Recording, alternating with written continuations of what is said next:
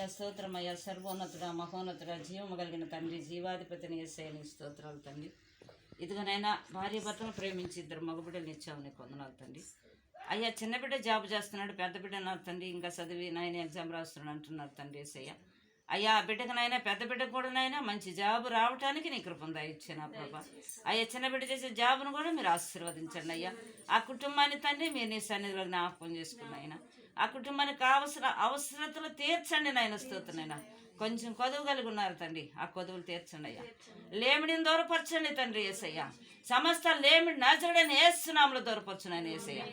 కొదువు కలిగి ఉన్నారయ్యా, కొదువు కలిగి నీ సన్నిధిలో విలపెడుతున్నారు తండ్రి. ఏమైతే అడుగుచున్నారో నాయన నీకు తెలుసు నాయన తండ్రి. నీకు స్తోత్రాలు చెల్లిస్తున్నాం తండ్రి.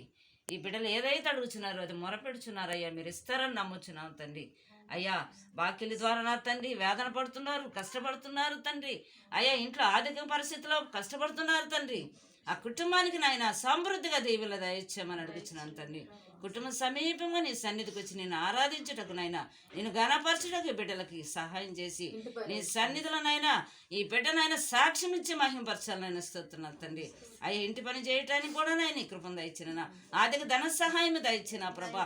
ఏదైతే అవసరమో నీ అవసరాలు నేను తీరుస్తానన్నావు తండ్రి యేసయ్య. నీకేమి కావాలో నేను ఇస్తానన్నావు తండ్రి యేసయ్య. నీ చిత్తమైతే నా తండ్రి ఈ బిడ్డనైనా నీ సన్నిధిలో అడుగుతున్నట్టు ప్రతి ఒక్కటి పొందుకున్నటకు నీ కృపను దయచేయమని, ఇంటి విషయం నా తండ్రి బహుగా కట్టుకున్నటకు నీ కృపను దయచేయమని, ఈ కుటుంబాన్ని తండ్రి నీ సన్నిధిలో జ్ఞాపకం చేసుకొని 30 60 100 ఫలింపు చేయమని మా ప్రభువైన యేసుక్రీస్తు నామమున అడుగుచున్నాం తండ్రి.